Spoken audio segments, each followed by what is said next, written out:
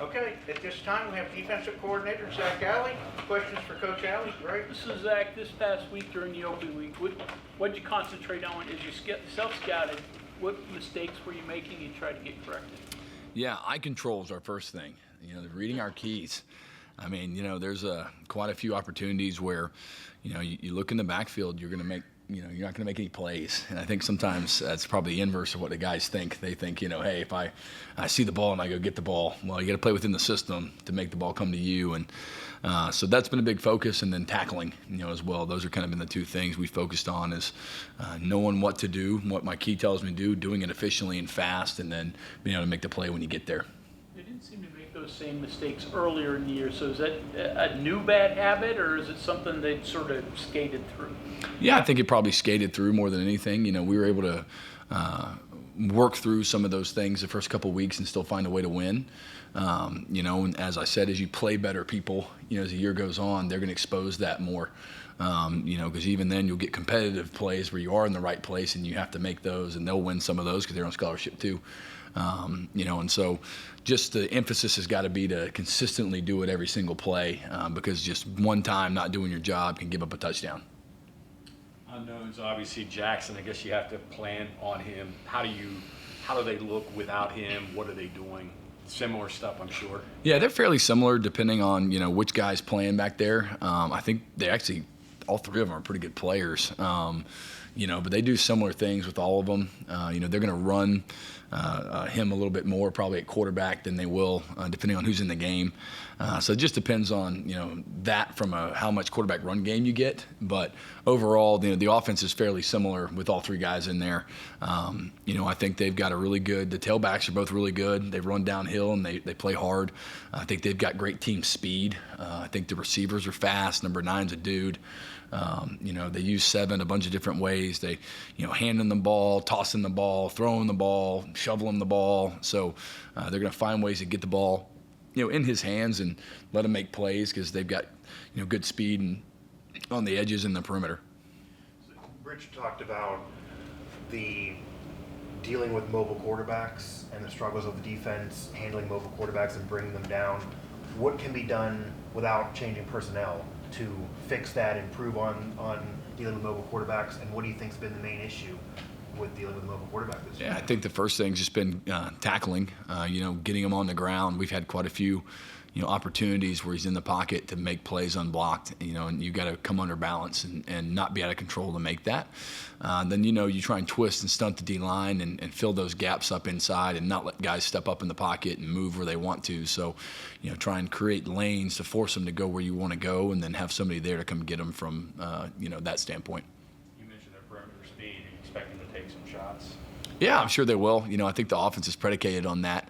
You see it as just as a whole. They're gonna set it up. They're gonna run the ball to set up the deep play action shot off of it, and see if they can take the top off. And you get 2-3 of them a quarter. They're gonna, no matter what, here comes deep post, and they're gonna throw it. To just try and see if they can get a one-on-one or a PI. Every counts that as a win nowadays. So that's something they definitely like to do, and I anticipate they will do. Just across the board to just test to make sure you're doing your job back there and playing with depth. Zach, from a defensive perspective, were you doing more evaluation during the bye week, or were you doing more teaching, such as trying to help these guys understand a little bit more what to expect coming forward? Yeah, I think more teaching. I told them we got to go back to focus on us. We made a lot of mistakes that have been forced by us, and not by somebody else. And so that's the key for me is trying to get guys to just do their job, and do your 111th every play and have a chance to play great defense that way. And it's hard to overcome as you play better people if you don't do your job consistently. If you play teams who can't block you, sure, you can get out of gaps and that's fine. But once you start to play teams that have good players and have the ability to execute and are going to move and make you adjust and try and test your discipline, you have to stay with that. So we've focused on that the last 2 weeks of just how do we consistently do our job, where do our eyes go, and then put ourselves in position to make the tackle. How does it feel that when you're trying to implement this defense that against a ranked team you forced 3 turnovers after a couple weeks, you didn't really have any? Yeah, I mean, obviously that's good, but we didn't make a punt, so it's a relative across the board type of thing. For me, we try and give ourselves opportunities. Obviously, the confusion, we punch at the ball a lot. I think that's something that we try and emphasize, and we have the last couple of weeks of forcing fumbles, trying to get them out. And that showed up against BYU, but we were, just unable to capitalize, on the other drives and getting guys off the field on 3rd and 4th down. And so that doesn't create momentum. And so that's kind of the keys. We got to keep those turnovers, but we've also got to get the offense off the field when we have an opportunity on 3rd down. Maury Robinson, obviously, he's played a few games now.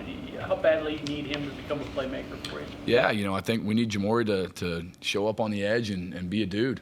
That he's shown he can be, and come back and execute and do the things that it takes to be successful. Do your job and get after people, every single play, and that comes from getting in shape and being able to, both, know what to do and execute it in the time when your key tells you what to do as well. Which is more frustrating as a defensive coordinator? Team that, and you've had both happen this year, team get like 30 first downs, or team get 4 or 5 plays of 40 or more yards? Probably the first downs, because you don't give it an opportunity for the offense to get the ball. As you force them to get off the field, you get the ball back for the offense, and that leads to touchdowns and scoring, and that's how you play complementary football. You're going to give up an explosive here or there, and you can overcome that. You go for a 40-yard pass, stop them on the 5, and hold them to a field goal, you can overcome. But you let them consistently put 13, 14, 15 play drives together and not get off the field. You don't help yourself get the ball back to the offense, and they still end up coming away with points. And so I would say probably the first downs. Is the big difference first down and tackling more than anything else done? Absolutely. Team controlling the ball? Yeah, you got to win on 1st and 2nd down. If you consistently end up in 2nd and 2 and 3rd and 1, you're not going to win the majority of those. I mean, statistics tell you that. Across the country, 3rd and 1, the offense wins the majority of the time because they only got to get 1 yard. Whereas 3rd and 10, they don't win, but 12% of the time. So, that's something that we've got to do a better job of on 1st and 2nd down, which goes back to reading those keys and tackling to give yourself a chance to get off the field on 3rd and long. And then that also provides the opportunity to get sacks and rush the passer and force turnovers. How much can you do schematically to help you out on the line of scrimmage? I know the last BYU and Utah, it's kind of unique the way how good they were up front, but what can you do? Yeah, you try and make them single block everybody, and hopefully when you do that, you can make plays in the backfield. So you try to create, 5-6 man pressures where they can only block one guy, with one guy, and then at least keep them from putting 600 pounds on one person, at a time. So the more of that you can get to, the easier it is to be able to, hold point in there. So I'd say that's probably the first answer is, blitz somebody and take a double team off of an interior guy. Kind of dilute them a little bit? Yeah, force them to block an athlete in space and, see if you can get vertical penetration and slow the ball down and make it go, east and west.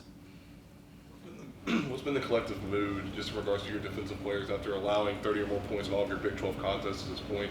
What's the mood? What's the energy level like going into this week? I felt it's been pretty good. I think they understand that, it's a lot of what we've done and that if we fix our issues, that we have an opportunity to go out and play a good game this week, and you got to learn from the first 6 games, but at the same time, like, we've got to do better, and it started with second half, and nothing like halftime, man. The score in the first half doesn't matter, and so we have an opportunity with 6 games left in the season, guaranteed that we can improve, and we want to see that improvement, and I think our guys are bought into that, and they kind of understand where the issues have been, and just trying to figure out the fundamentals of playing the game the way it's supposed to be played. Zach, how much, I guess maybe cat and mouse would be the phrase, is there you watching a team their prior 4 games and something they've struggled with that habitually their opponents have done? They can't handle it, they can't block this, whatever. And then conversely, maybe you have to cover up a little bit too because it's happened to you and, okay, 3 teams have attacked us on this. Does that happen, or is that just kind of a cliche fan armchair analysis thing? Yeah, no, I think that definitely happens. A good coordinator on either side of the ball is going to expose things. I always call it, it's professional courtesy to see if you fix that. And so we're going to do it again to see if you've solved that problem. And I think we do that, and so the other teams do it to us. So we work those, we work them in practice, things that we've struggled with before, and maybe plays we've given up, and try and make sure we're ready to execute them if they show back up again. like trying to work on tackling during a bye week, but not overdo it at this point in the season when you're already somewhat banged up? Yeah. I don't know if overdoing it's a thing. So we're going to work on it and be physical and try and get dudes down. And, you know, if you can't tackle nobody, everything else doesn't really matter. So, you know, the guys who were healthy that could go, you know, we were going to bang heads and get ready to play. Rich talked about after the BYU game that he challenged the staff even to ask themselves if they're doing everything possible to win right now, regardless of circumstance. Number one, do you feel like you and your whole staff below you are, and what can be done, and how did you take that challenge from him even amongst the defensive staff? Yeah, absolutely. You know, I think it's always good to reassess the things you're doing, see if there's better ways to do things and to teach, you know, and so we've done that and we've looked at it. You know, I feel like our guys, you know, both my coaches, myself, our players too, have, you know, bought into that work and what it looks like to be able to execute the right way. And to teach the right way and to give them extra and do more. And, you know, I believe the staff's bought into that and has continued to try and do that as much as we can. Style-wise, UCF, can you put them in a category of maybe similar to Kansas or Cincinnati? How would you group them? Yeah, you know, I think they're a blend of a couple teams, probably somewhere between a Kansas and a BYU maybe, as far as the, you know, schematically what they do. You know, like I said, they've got good team speed on the edges, which is something that's, you know, presents a challenge comparatively maybe to some other people. But you know, probably a blend of those two teams, and you know, as we alluded to earlier, I'm sure we'll see some plays from those games. Okay, thank you very much, Coach. Thanks, guys.